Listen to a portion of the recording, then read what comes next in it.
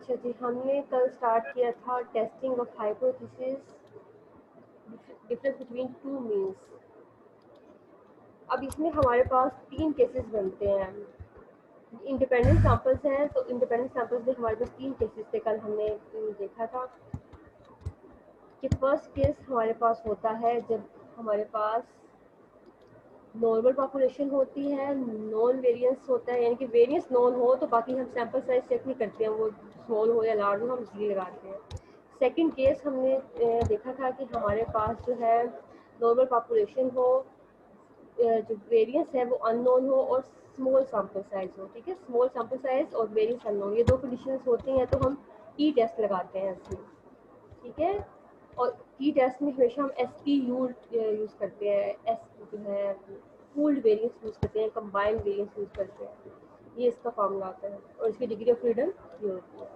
Third जो हमारा independent sample का था, उसमें कोई भी पॉपुलेशन की लार्ज लेकिन एन था। लार्ज एन होने की वजह से आपको पता है कोई भी डिस्ट्रीब्यूशन हो वो नॉर्मल को अप्रोच करती है, उसके लिए हमने ये वाला फॉर्मूला देखा था। ये तो बेसिकली फर्स्ट वाले का ही है, इसका हमने एस्टिमेट यूज़ किया था ये वाला। ठीक है, अब इसमें एक इसके ये भी है, इंडिपेंडेंट सैंपल्स में हमारे जो है दोनों सैंपल 1 और सैंपल 2 के जो है नंबर सेम नहीं होते हैं। मिसाल के तौर पे एक में 50 है, एक में 40 है, इस तरह हम सैंपल ले लेते हैं। अगर स्मॉल सैंपल हो, मिसाल के तौर पे एक में हम 10 सैंपल्स ले रहे हैं, एक में हम 8 सैंपल्स ले लेंगे, कभी भी मतलब यूजली सेम नहीं, देखिए सैंपल साइज जो है वो सेम नहीं होता है। अब जब आप डिपेंडेंट का केस करोगे, नेक्स्ट एक्सरसाइज है वो, उसमें आप देखोगे जितना N1 होता है उतना ही N2 होता है, वो आफ्टर बिफोर करते हैं। सैंपल एक ही होता है लेकिन उसको बिफोर कोई ट्रीटमेंट करने से पहले और आफ्टर ट्रीटमेंट के बाद देखते हैं। ठीक है, नेक्स्ट हम अब जो है अपनी एक्सरसाइज के पहले क्वेश्चन देखते हैं जो हमारे जी से रिलेटेड है, फिर हम टी पे जाते हैं। क्वेश्चन नंबर 2 की बी पार्ट तक हमने कल कर लिया था। आज क्वेश्चन नंबर 3 का ए पार्ट हम यहाँ से देखेंगे। A farmer claims the average yield of corn variety A exceeds, अब A जो है वैरायटी A आपकी मिसाल के तौर पे म्यू A कह लेते हैं हम उसको, या म्यू 1 कह लेते हैं। Mu 1 exceed the average yield of variety B, mu 1 और म्यू 2 यानी कि exceed कर है at least 12, greater than equal to 12। ठीक है, अब यहाँ पे क्या आ जाएगा, म्यू 1 माइनस म्यू 2, यानी कि 2 मीन्स हैं वो ग्रेटर देन इक्वल टू है 12 के। अब ये हमारा एज नोट होगा या एज 1 होगा, ये हमारा एज नोट होगा क्योंकि इसमें हमारे साथ ग्रेटर के साथ इक्वालिटी आ रही है। जस्ट ग्रेटर देन होता तो ये हमारा एज 1 होता। To test this claim 50 acres of each variety are planted and grown under similar condition। अब 50 एकड़ है, ये हमारे पास क्या है, एक एन है। ठीक है, वैरायटी ए का, variety A shield on the average. अब वैरायटी ए का जो है एवरेज x⁻1 हमें दिया हुआ है। नेक्स्ट उसके बाद बशर्स पर एकड़ with the standard deviation of 6.28 बशर्स पर एकड़। अब ये हमारे पास है S1 हेड। ठीक है, हमें सैंपल का गिवन है ना, पॉपुलेशन का नहीं है ये गिवन, ये S1 हेड गिवन है हमें। अच्छा, जिसके बाद है wild variety B yields the average 77.8। अब ये यहाँ पे देखें, ये मुझे बताना याद नहीं रहा, ये एन जो है आपका to test this claim 50 acres of each variety, यानी कि आपका N1 और N2 दोनों आपके क्या हैं, 50 हैं, दोनों की क्वांटिटी 50 है। अच्छा, जिसके बाद ये आपको x⁻2 गिवन है विद स्टैंडर्ड डेविएशन, ये आपको S2 हेड गिवन है। Test the farmers claim using 5% level of significance, ये आपको अल्फा गिवन है। फर्स्ट स्टेप तो हमारा होता है कि हमने अपना एच नोट और H1 को फॉर्मुलेट करना होता है। हमने एच नोट यहाँ से निकाल लिया और इसका ऑपोजिट हमारा लेस देन वाला हो जाएगा H1। ये देखिए, ये H1 हो गया, ये एच नोट हो गया। नेक्स्ट सेकंड स्टेप में हमें लेवल ऑफ सिग्निफिकेंस गिवन है। थर्ड में हम टेस्ट स्टैटिस्टिक लिखेंगे, जी लगेगा यहाँ पे, जी का वो सेकंड वाला केस जिसमें सिग्मा अननोन होता है। फोर्थ में जाके हम कैलकुलेशन कर लेंगे, सारी वैल्यूज हमें गिवन है। फिफ्थ में जाके हम क्रिटिकल रीजन बनाएंगे लेस देन वाले के लिए, तो हमारा ये क्रिटिकल रीजन बन गया -2.60 लेस देन -1.645। अब ये इससे छोटा है या नहीं, जितनी वैल्यू बड़ी होती है उतनी छोटी होती है। इट मीन्स की कंडीशन फुलफिल हो रही है तो हम रिजेक्ट एच नोट कर देंगे और हम कह देंगे कि reject H nought and accept H1। ठीक है, एक्सेप्ट H1 में क्या शो कर रहा है कि वो नोट एटलीस्ट 12 बुशेल्स उसमें होंगे। अब ये हमारा क्वेश्चन नंबर 3 हो गया। नेक्स्ट है हमारे पास क्वेश्चन नंबर 3 का B part. Examination was taken 2 classes of 40 and 50 students. या आपको एक N1 गिवन है और एक N2 गिवन है। The first class mean grade was 74। या आपको जो फर्स्ट क्लास है उसका मीन गिवन है, उसका स्टैंडर्ड डेविएशन एक्स बार 1 और S1 had, while in the second class the mean grade 78 x bar 2 standard deviation S2 had।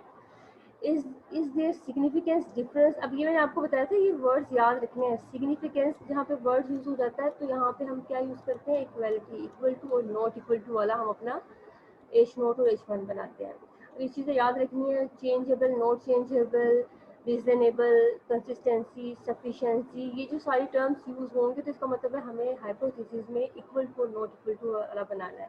और अगर एटलीस्ट आता है तो greater than equal to, at most आता है तो less than equal to, better आता है तो ग्रेटर देन, डिट्रॉयड होता है तो लेस देन। ये चीज़ें आपने खुद देखनी है कि किस में डिक्रीज आ रहा है, किस में इंक्रीज आ रहा है, कौन सा एच नोट गिवन है, कौन सा आपको एच वन गिवन है। ठीक है, अच्छा जी, इसमें हमारा हो जाएगा mu equal to mu two और म्यू नॉट इक्वल टू 2, ये हमारा बेसिकली आ गया। और लेवल ऑफ सिग्निफिकेंस हमें क्या गिवन है, 0.01, ठीक है, 1%। सेकेंड स्टेप भी हो गया। थर्ड स्टेप पे हमने अपना टेस्ट स्टैटिस्टिक लिख लेना। इसमें हमारी देखें 30 से बड़ी वैल्यूज है तो ये जी ही आएगा।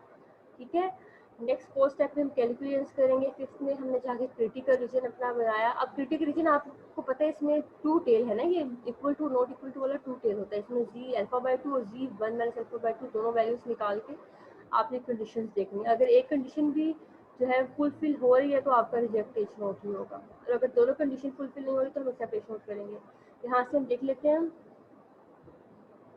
-2.576 ये हमारी जो है टेबल की वैल्यू है और ये कैलकुलेटिव वैल्यू 2.4 है। अब यहाँ पे हम इसको फर्स्ट कंडीशन देख रहे हैं, ये इससे छोटा है तो ये इससे छोटा ही है।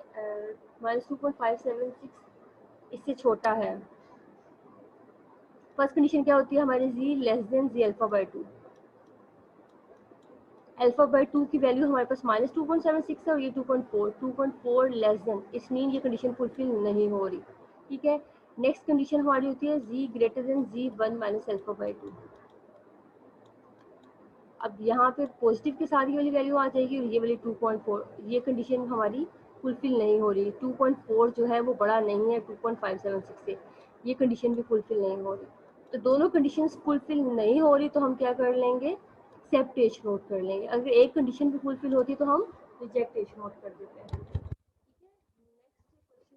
का A part, a random sample of 100 light bulbs manufactured by a company A had a mean lifetime। अब ये आपका N1 है फर्स्ट सैंपल और उसका आपको एक्सपायर गिवन है, उसका स्टैंडर्ड डेविएशन गिवन है S1 had, while the random sample of 121 light bulbs। अब आपका देखिए सैंपल कितने बड़े हैं, 100 और 121, ये N2 गिवन है, ये उसका एक्सपायर 2 गिवन है, ये उसका S2 हैड गिवन है।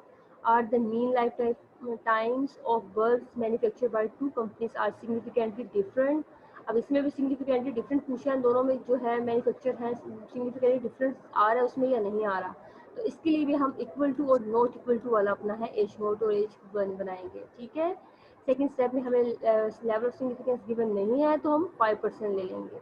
थर्ड में हम अपना जो है जी लिख लेंगे, फार्मूला लिख लेंगे। फोर्थ में जी में वैल्यूज पुट कर देंगे और सिक्स स्टेप में हम अपना फिफ्थ में क्रिटिकल रीजन आ जाएगा। Critical reason 3 is greater than 1.96। अभी इसमें भी दो क्रिटिकल रीजन बनेंगे क्योंकि इक्वल टू और नॉट इक्वल टू का है। तो इसमें अगर दोनों कंडीशंस फुलफिल होती हैं तो रिजेक्ट एच नोट कर देंगे, और अगर एक कंडीशन भी फुलफिल होती है तो भी रिजेक्ट होगा। अगर दोनों कंडीशन फुलफिल नहीं होंगी तो एक्सेप्ट होगा। इसमें कोई कंडीशन फुलफिल नहीं हुई होगी या दोनों नहीं हुई होगी, एक कंडीशन फुलफिल हुई होगी या दोनों कंडीशन फुलफिल हुई होंगी, तो इसलिए उन्होंने रिजेक्ट एच नोट होता है इसमें। नेक्स्ट है क्वेश्चन नंबर 4 का B part, random sample of 200 villages, भी आपको N1 गिवन है, was taken from Faisalabad district and the average population per village was found to 498।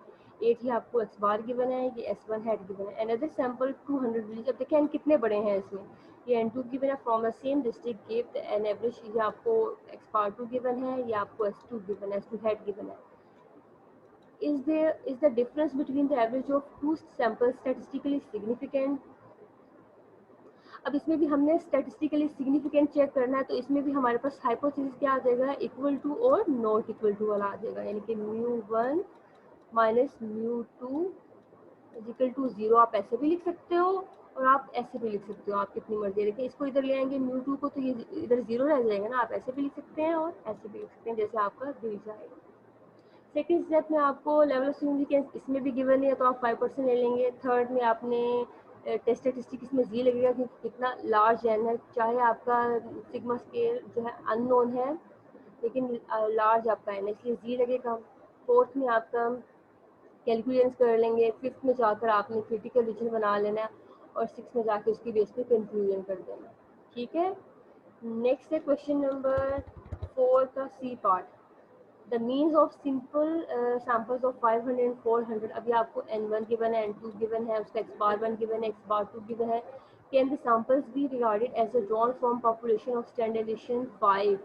अब यहाँ पे देखिए उन्होंने आपको पॉपुलेशन का स्टैंडर्ड डेविएशन दिया है सिग्मा, सिग्मा आपको 5 गिवन है। इट्स मीन इस केस में आपका सिग्मा 1 इक्वल टू सिग्मा 2, दोनों सिग्मा जो सैंपल 1 का है सैंपल 2 का है वो एक सेम है, इस वजह से वो एक सिग्मा की वैल्यू के इक्वल आ गया। ठीक है, अब यहाँ पे आपका फॉर्मूला तो जी वाला ही लगेगा लेकिन सिग्मा आपने जो है बाई कॉमन निकाल के वो डिवाइसर वाला कर लेना। इस तरह से देखें सिग्मा बाहर आ जाएगा, दोनों का सेम है, और यहाँ पे नीचे डिवाइजर में 1/n 1 प्लस 1/n2 ये वाला फार्मूला यूज़ करेंगे। और ऊपर जो है आपको पता है वही आ जाएगा x bar 1 minus x bar 2, और यहाँ पे इनका दोनों का डिफरेंस की जो भी वैल्यू आती है डेल्टा नोट हम उसको कह लें फॉर एग्जाम्पल। ठीक है, अगर कोई वैल्यू होती है तो वो वैल्यू लिख देते हैं आप, अगर जीरो होता है तो जीरो लिख देते हैं।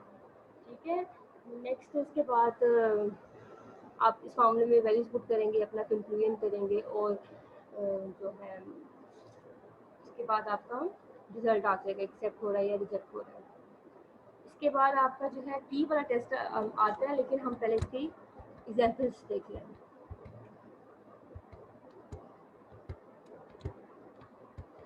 एग्जाम्पल है 13.21। The management of restaurant wants to determine whether a new advertising campaign has increased its mean। I think ये तो कर ली थी हमने, ये तो जी की थी, यहाँ से होता है। A feeding test is conducted on an herd of 25 milking cows to compare two diets. One of the devoted alfalfa and the other field of wilted alfalfa। ठीक है, एक है आपके पास डिवोटेड alfalfa और एक है फील्ड विल्टेड alfalfa। ये आपके पास एक आप कह सकते हो सैंपल 1 है, सैंपल 2 है। Devoted alfalfa has economic advantage in that mechanical processing produces a liquid protein enriched byproduct that can be used to supplement the feed of other animals।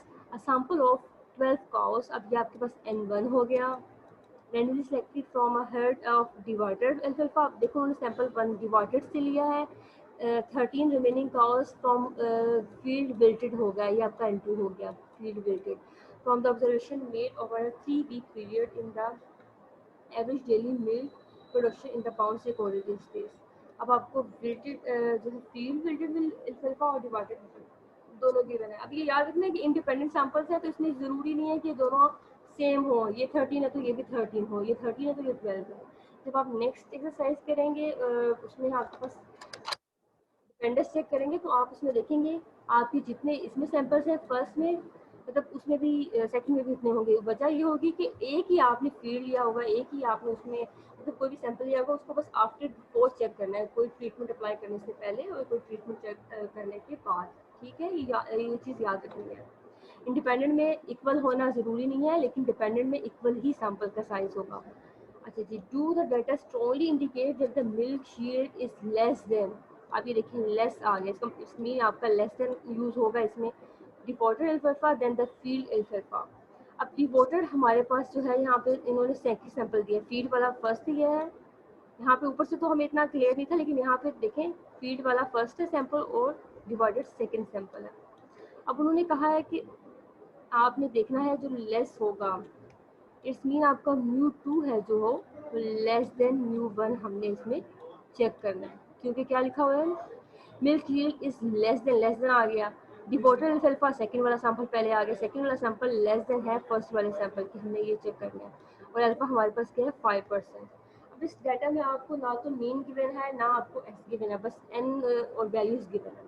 सबसे फर्स्ट स्टेप में आपने क्या करना है, अपनी सारा जो है डाटा से मीन निकाल लेना है और S1 S2 और SP निकालना होगा, क्योंकि देखें एक तो आपके पास सिग्मा अननोन है, सेकेंडली आपके पास सैम्पल साइज स्मॉल है, एक में 13 है और एक में 12 है, ठीक है। सैम्पल साइज लेस देन 30 है, सेकेंडली सिग्मा स्केल अननोन है, तो हम टी टेस्ट लगाएंगे इसको।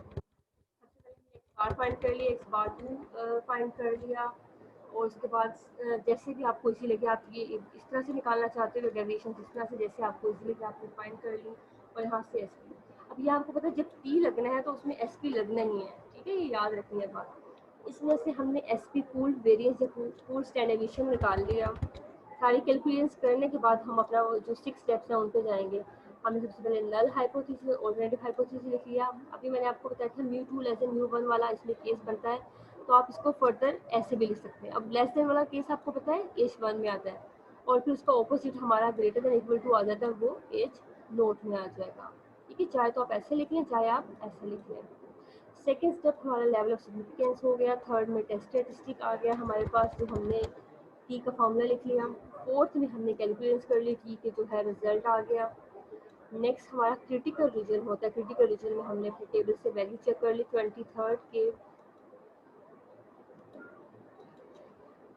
23rd के अगेंस्ट जो है ये डिग्री ऑफ फ्रीडम की 0.05 वैल्यू चेक कर लेते हैं अभी।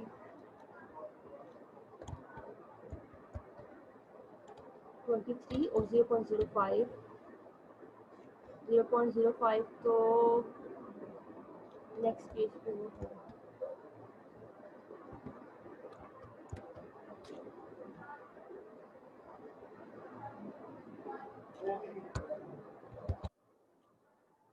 क्या है वैल्यू पर 0.05 23rd के अगेंस्ट।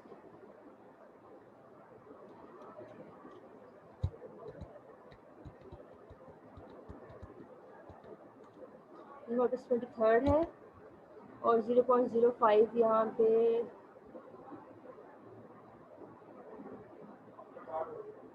ये 0.05 होगी। देखें ये दोनों सेम वैल्यूज तो नहीं हो सकते ना, मिस प्रिंट हुआ है इसमें, ये 0.05 होगा, ये 0.005 हो सकता है, ये 0.5 है, ठीक है, इसको करेक्शन कर लीजिएगा। 0.05 23rd के अगेंस्ट हम इसकी वैल्यू चेक करते हैं तो -1.714 इसकी वैल्यू आ जाती है, ठीक है। अभी कंफर्म हो जाएगा कि ये 0.05 है या ये है,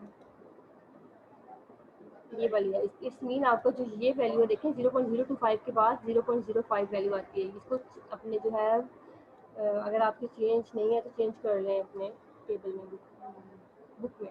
अब यहाँ से हमारे पास टेबल की वैल्यू भी आ गई। हमने अब जो -0.87 यहाँ पे लिख लिया, टी की जगह पे -0.87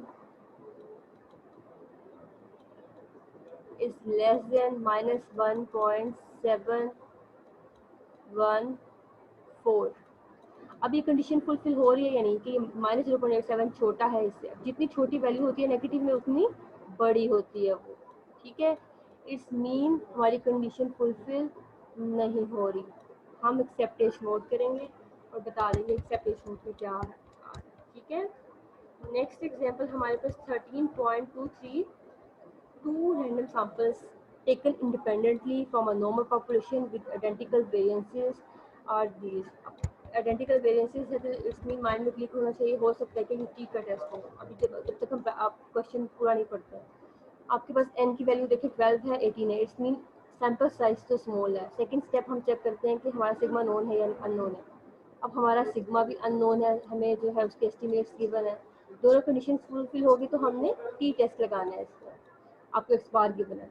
There's the hypothesis that the true difference between the population means is at most में मैंने आपको पहले बताया था अभी कि लेस देन इक्वल टू आता है, एट लीस्ट में क्या आता है ग्रेटर देन इक्वल टू, और एट मोस्ट में लेस देन इक्वल टू, ठीक है। अब उन्होंने कहा दोनों का डिफरेंस है वो एट लीस्ट 10 आना चाहिए।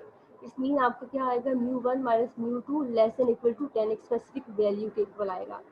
उन्होंने नेक्स्ट लिख के भी बता दिया against alternative hypothesis 5% level of significance की गिवन आपको। अब इसमें आपको सारी चीज़ें गिवन है लेकिन पूल्ड वेरिएंस निकालना पड़ेगा। आपको पता है किसमें टी लगाना है, टी के फॉर्मूले में हमें पूल्ड चाहिए। आपने सबसे पहले pooled variance pooled standard deviation find कर लिया, फिर आपने null hypothesis and alternative hypothesis को फॉर्मुलेट कर लिया, आपने लेवल ऑफ सिग्निफिकेंस की वैल्यू लिख ली। थर्ड में आपने टेस्ट स्टैटिस्टिक लिख लिया, फोर्थ में आपने टेस्ट स्टेटिस्टिक की वैल्यू फाइंड कर ली 0.421, फिफ्थ में जाके आपने क्रिटिकल रीजन बनाया और ये वैल्यू आ गई 1.70 और 0.241 इज ग्रेटर देन। अब ये कंडीशन भी आपकी फुलफिल नहीं हो रही तो हम यहाँ पे क्या कर देंगे, एक्सेप्ट केस नोट करेंगे। अगर कंडीशन फुलफिल होती है तो रिजेक्ट केस नोट होता है। अच्छा जी, अब नेक्स्ट हम थोड़े से क्वेश्चंस देख लेते हैं। क्वेश्चन नंबर 5 का जो है B part, for each of the following sets of data perform a test to decide whether there is a significant difference between the means mu1 mu2। अब यहाँ पे आपको देखें n गिवन है, n1 गिवन है, n2 गिवन है, summation x1 summation x2 और ये sum of square of deviation, sum of square of deviation. Its mean आपको जो है x बार भी खुद फाइंड करना है और x1 हैड भी खुद फाइंड करना है और सैम्पल साइजेस आप देखें स्मॉल है। अब यहाँ पे आपका टी टेस्ट लगेगा क्योंकि आपके n जो है वो भी स्मॉल है और जो है सिग्मा स्केयर भी अननोन है। ठीक है, हाइपोथेसिस भी गिवन है, लेवल ऑफ सिग्निफिकेंस भी गिवन है, सारी वैल्यूज गिवन है और आप इसको इजीली कर सकते हैं टी से। अब टी में जो है आपका फॉर्मूला देखते हैं तो आप बेसिकली वही है एक्स बार 1 माइनस एक्स बार 2। बेसिकली फॉर्मूला होता जी की तरह ही है, बस स्कूल का डिफरेंस आता है एस पी और यहाँ पे आप क्या कर लेंगे 1/n1 प्लस 1/n2।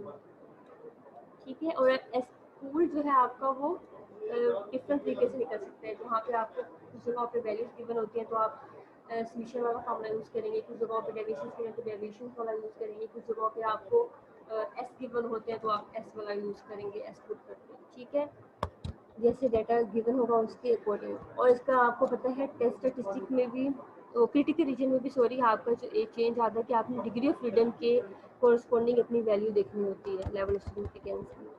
ठीक है, सारे क्वेश्चन भी इसीलिए हो जाएंगे। नेक्स्ट है क्वेश्चन नंबर 5 का सी पार्ट, एक कोर्स। अब ये थोड़ा ध्यान से देखना है, थोड़ा सा ट्रिकी है। एक course growing 3 barley plants each were exposed to high tension discharge while 9 similar course. अब एक आपको 8 गिवन है, एक n1 गिवन है, दूसरा n2 गिवन है 9 वाला, were enclosed in a earthen wire cage. The number of killer shoot in each of port were as follows. सबसे पहले आपको केज का डाटा गिवन है, फिर उसके बाद इलेक्ट्रीफाइड को गिवन है, दोनों डाटा गिवन है। एक आपका हो गया सैंपल x1 और एक आपका x2 हो गया, दोनों की वैल्यूज गिवन है। ठीक है, नेक्स्ट आपने करना क्या है, यहाँ से देखें ध्यान से, डिस्कस वेदर द इलेक्ट्रिफिकेशन यानी कि sample 2 exercises any real effect on tillering, यानी कि 2 का इफेक्ट है, कोई इफेक्ट है 2 का 1 के ऊपर, सैंपल 1 के ऊपर कोई इफेक्ट है यानी हमने ये बताना है यहाँ पे। ठीक है, अब इसमें आपका देखिए क्या आएगा, एनी रियल इफेक्ट ना, तो इसमें जो है उन्होंने बताया है कि बेटर है, डिक्रीज है, इंक्रीज है, एटलीस्ट है, एटमोस्ट है, डिक्लोराइड है, कुछ नहीं पता। एनी रियल इफेक्ट आपने चेक करना है इलेक्ट्रिफिकेशन का और टिल्डरिंग के। ठीक है, इसमें आपने क्या करना होगा, बेसिकली इसमें ये है μ2 जो है आपका वो ग्रेटर देन इक्वल टू μ1 है या नहीं। ठीक है, इसमें ये आता है बेसिकली कि आपका जो μ2 है इलेक्ट्रिफिकेशन का, उसका कोई इफेक्ट या तो उसके इक्वल है या उससे ज़्यादा हो रहा है फर्स्ट वाले से।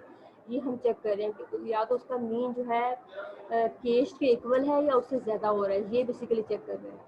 अब आप कंफ्यूज हो जाएंगे, यहाँ पे जो लिखा हुआ है वो लेस देन इक्वल के साथ है। अब देखा जाए तो ये देखें μ1, ये वाला जो μ1 है लेस देन इक्वल टू μ2, इसी तरह लिखा सकते हैं ना। अब इसको हम ऐसे भी लिख सकते हैं, μ2 ग्रेटर देन इक्वल टू μ1 को हम लिख सकते हैं μ1 लेस देन इक्वल टू μ2। अगर इस साइड से पढ़ना शुरू करेंगे, देखें μ2 यहाँ से पढ़ना शुरू करें, μ2 ग्रेटर देन इक्वल टू μ1, देखें लिखी हुई चीज़ तो वही है ना, इसको बस हमने यहाँ पे सीधा करके लिख दिया, यहाँ पे टेढ़ा करके जो आपके क्वेश्चन के मुताबिक बनता था। ठीक है, ये μ2 ग्रेटर देन इक्वल टू μ1 को हम ऐसे भी लिख सकते हैं लेस देन के फॉर्म में। नेक्स्ट इसका कोरस्पॉन्डिंग ऑपोजिट हमने बना लिया, μ1 ग्रेटर देन μ2 आ गया। अब इसमें आपको लेवल ऑफ सिग्निफिकेंस गिवन नहीं है तो आप वो 5% ले लेंगे। थर्ड में आपको पता है कि आपने टी लगाना है, एन भी स्मॉल है और सैम्पल साइज स्मॉल होने के साथ साथ आपको सिग्मा स्केयर भी अननोन है, ये लग जाएगा। फोर्थ में आप वैल्यूज पुट करके फाइंड कर लेंगे, फिफ्थ में क्रिटिकल रीजन और सिक्स में आपका उसकी बेस पे कंक्लूजन आ जाएगा। अब याद रखना है इसमें कि हमने इस तरह से क्यों लिया है, क्योंकि उन्होंने कहा है कि आपका μ2 रेक्टिफिकेशन का कोई भी effect, any real effect means कि वो ग्रेटर देन है या इक्वल टू है म्यू वन के। और इसको फर्दर हमने जाके ऑपोजिट मतलब फर्दर रीअरेंज करके हमने ऐसे लिख लिया mu one less than equal to mu two. ठीक है, ये हमें कंडीशन क्वेश्चन के मुताबिक बन रही थी और उसको हमने फर्दर रीअरेंज कर कर ऐसे लिख लिया और इसका ऑपोजिट हमारा एच वन में आ जाएगा। क्लियर है। नेक्स्ट है क्वेश्चन नंबर 6 का A part. A random sample of 6 cows of a bred A had daily milk yield in IV। अब आपको ये N1 गिवन है और उसकी वैल्यूज गिवन है। ऊपर वाले में भी आपको जो है एक्स बार खुद फाइंड करना था, S1 हेड S2 हेड भी खुद फाइंड करना था और उसके बाद उसका SP भी खुद कैलकुलेट करना था। ये थोड़े से टी वाले क्वेश्चन होते हैं ना, इसमें आमतौर पे छोटी छोटी तो वैल्यूज होती हैं 6 6 7 7, तो वो आपको वैल्यूज दे देते हैं बजाय इसके कि आपको मीन निकाल करना है। ठीक है, N1 गिवन है, x की वैल्यू x1 की वैल्यूज गिवन है, N2 गिवन है ब्रीड 2 का और उसकी वैल्यूज गिवन है। अब नेक्स्ट उन्होंने क्या कहा है, यहाँ से चेक करें, test if the breed B mu two, यानी कि mu two better, mu two greater than mu one है या नहीं, ये हमने लिखना है इसमें। ठीक है, अब इसके मुताबिक हमारा जो है हमने इसका ऑपोजिट, ये हमारा ग्रेटर देन है तो किसमें आ जाएगा हमारा एच वन में।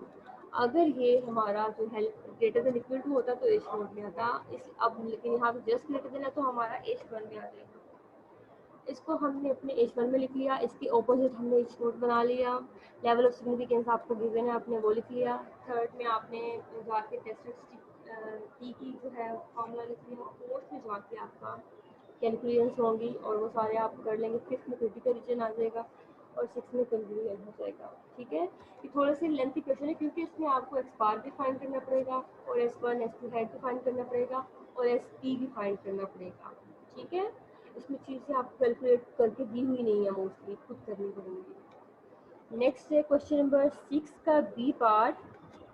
The heights of 6 randomly sailors. अब देखिए यहाँ से ये भी ध्यान से, अब ये जो थोड़े से टी के क्वेश्चन है ना, ये थोड़े से ट्रिकी हैं यहाँ पे। अच्छा जी, सेलर्स आर इन इंचेस। अब आपको बता दिया जो सेलर है वो फर्स्ट सैंपल है, ये उसका सैंपल साइज हो गया, ये उसकी वैल्यूज गिवन होगी। नेक्स्ट है उसके बाद 10 रेंडमली सिलेक्टेड सोल्जर्स। अब ये आपको सोल्जर्स गिवन है, ये याद रखना सेलर आपका फर्स्ट सैंपल है और सोल्जर आपका सेकंड सैंपल, और इसमें आपको 10 गिवन है। ये इसमें 6 गिवन है, N1 और N2 है, इसकी वैल्यूज भी गिवन है। Discuss in the light of this data that the soldier यानी कि mu two are on the average taller, taller का मतलब है greater than on the sailors, it's mean mu 2 greater than mu 1। ये वाला हमारा हाइपोथेसिस बन जाएगा और ये किस में आएगा हमारा एच वन में। अगर ये ग्रेटर देन इक्वल टू होता तो एच नोट में आता, यहाँ पे जस्ट ग्रेटर देन है तो एच वन में आ जाएगा। ठीक है, नेक्स्ट इसके बाद हमारा जो है एच नोट, इसका हम ऑपोजिट बना लेंगे। सेकेंड स्टेप में हमने अपना लेवल ऑफ सिग्निफिकेंस लिख लिया। थर्ड में जाके हमने टेस्ट स्टैटिस्टिक लिख लिया। फोर्थ में जाके आपने कैलकुलेट कर ली क्योंकि इसमें टील लगना है। और फिफ्थ में जाके आपने क्रिटिकल रीजन बना लिया और सिक्स में आपने इसका कंक्लूजन कर लिया। इसमें भी आपको x bar S1 had, x bar two S2 had, उसके बाद पूल वेरिएंस खुद निकालने पड़ेंगे, इसमें गिवन नहीं है, जस्ट वैल्यूज गिवन है। ठीक है, नेक्स्ट है इसके बाद आई थिंक एक क्वेश्चन और करा दूँ, उसके बाद आपको थोड़ा सा खुद काम, क्योंकि आज काम ज़्यादा करने वाला हो जाएगा क्योंकि सबकी मीन भी खुद निकालने हैं और स्टैंडर्डाइजेशन SP सब निकालना है। 7 का ए पार्ट है the weights in grams of 10 males. ठीक है, ये आपको मेल्स 10 फीमेल्स के बने। Juvenile ring neck pigeon. अब जुवेनाइल पता क्या होता है, जो मुजरिम बच्चे होते हैं 18 साल से कम, उनको हम जुवेनाइल डिलिक्वेंसी कहते हैं। अच्छा जी, इसके बाद हमारे पास मेल्स आ गए, फीमेल्स आ गई, दोनों का डाटा आ गया। That's the hypothesis of the difference 350 gram between populations. Means अब 350 जो है वो वैल्यू आ रही है जो आपके हाइपोथेसिस में उन्होंने यूज़ करनी है। उन्होंने कहा है देखिए यहाँ से शुरू होता है हमारा हाइपोथेसिस, यहाँ पे लिखा होता है ना वर्ड टेस्ट या फिर discuss in the light of, तो ये सारा हमारा वहाँ से हाइपोथेसिस शुरू हो जाता है। Test the hypothesis of a difference of 350 grams between population means in favour of males against alternative hypothesis greater. अब अब यहाँ पर उन्होंने बता दिया ग्रेटर डिफरेंस आएगा और मेल वाले को पहले लेना है, यानी कि μ2 माइनस μ1 नहीं करना है, आपने क्या करना है μ1 मेल वाला पहले लेना है, μ1 माइनस μ2 ग्रेटर देन 350। ये आपका हाइपोथेसिस जो इसके मुताबिक लाइन के मुताबिक बन रहा है। अब ये हाइपोथेसिस एच नोट है या एच वन है, अब ये जस्ट ग्रेटर देन है तो ये हमारा एच वन गिवन है और इसका ऑपोजिट हम बना लेंगे, वो हमारा होता है एच नोट आ जाएगा। नेक्स्ट इसके बाद लेवल सिग्निफिकेंस आपको गिवन नहीं है तो आप 5% एज्यूम कर लेते हैं। थर्ड में आपने जो है टेस्ट स्टैटिस्टिक की वैल्यू लिख ली, फोर्थ में जाके आपने कैलकुलेशंस कर ली, फिफ्थ में क्रिटिकल रीजन और उसके बेस पे आपने एक्सेप्ट किया या रिजेक्ट किया, कंक्लूजन ड्रॉ कर दिया। ठीक है, बिल्कुल इजी क्वेश्चन है, सेम पैटर्न है इनका, लेकिन सिक्स स्टेप्स सारे सब कुछ सेम है, बस आपको एक हाइपोथेसिस बनाना पड़ता है और एक जो है कैलकुलेशंस करके टेबल्स वैल्यू देके कंक्लूजन करना है, बस 2-3 स्टेप ही है। अच्छा, जिसके बाद है क्वेश्चन नंबर 7 का B part. The following data are gains in a weight measured in pounds of babies from a birth of 6 months. All babies in both groups rated approximately the same at birth. The babies in sample 1 fluid formula A, babies in sample 2 fluid formula B. अब आपको sample A given है और sample B given है, यानी x1 x2 आप कह सकते हो। आपने करना क्या है, यहाँ से देखिए स्टार्ट होता है आपका hypothesis, test the 5% level of significance is the mean population 1 equal to mean population of 2। अब यहाँ पर उन्होंने डायरेक्ट बता दिया कि आपका μ1 इक्वल टू μ2 है और सेकंड ये आपका एच नोट हो जाएगा और नॉट इक्वल टू आपका h1 हो जाएगा। लेवल ऑफ सिग्निफिकेंस 5% गिवन है। थर्ड में आपने टेस्ट स्टैटिस्टिक लिखना है, इसमें टी यूज़ होगा क्योंकि सैम्पल साइज दोनों स्मॉल हैं और सिग्मा स्केल भी अननोन है। फोर्थ में आपने कैलकुलेशंस कर लेनी है, फिफ्थ में जाके आपने क्रिटिकल रीजन और सिक्स में कंक्लूजन कर लेना है। ठीक है, इसमें भी आपको सारे जो है मीन एक्स बार वन भी खुद फाइंड करना है, एक्स बार टू भी खुद ही फाइंड करना है और उसके अलावा S1 S2 S3 ये सारे फॉर्मूले जो पी के फॉर्मूले में वैल्यूज पुट करनी है वो सारी खुद फाइंड करनी होंगी, इसलिए पी के जो थोड़े से क्वेश्चन है ना थोड़े लेंथी हो जाते हैं। ठीक है, आज ऐसे करते हैं क्वेश्चन नंबर 7 के बी पार्ट तक ही रहने देते हैं, इंशाल्लाह नेक्स्ट हम कल क्वेश्चन नंबर 8 के ए पार्ट से करेंगे। एनी क्वेश्चन, किसी को कोई क्वेश्चन है तो पूछ सकते हो।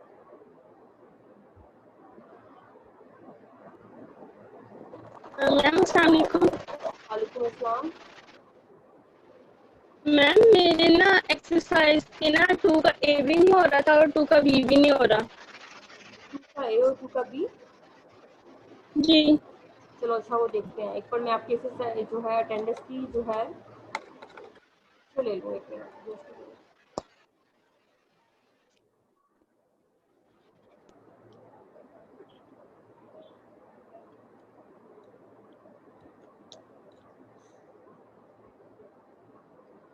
अच्छा जी, हम क्वेश्चन नंबर 2 का ए और बी पार्ट लिख रहे हैं।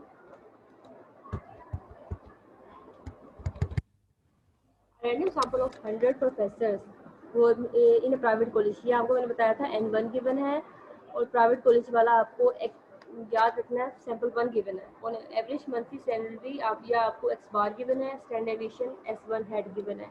Another random sample of 150 professors in government college, government college वाले जो हैं वो आपको सैंपल 2 गिवन है, ये आपको N2 गिवन होगा, जो उनका x2 के मुताबिक एक्स बार 2 गिवन है और S2 हेड गिवन है। There is a hypothesis that the average salary for the professor teaching in government college does not exceed, exceed होता तो greater than होता, does not exceed का मतलब इसका opposite आ जाएगा तो यहाँ पे less than equal to आ जाएगा और less than equal to average salary from professor teaching private college is more than 500। अब less than equal to 500 आपका एज नोट में आ जाएगा, greater than 500 आपका एज वन में आ जाएगा।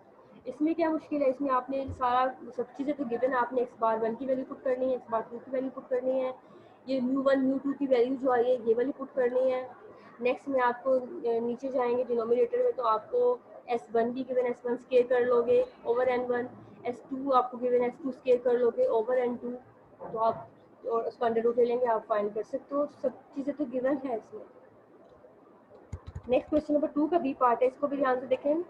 A random sample of 80 bulbs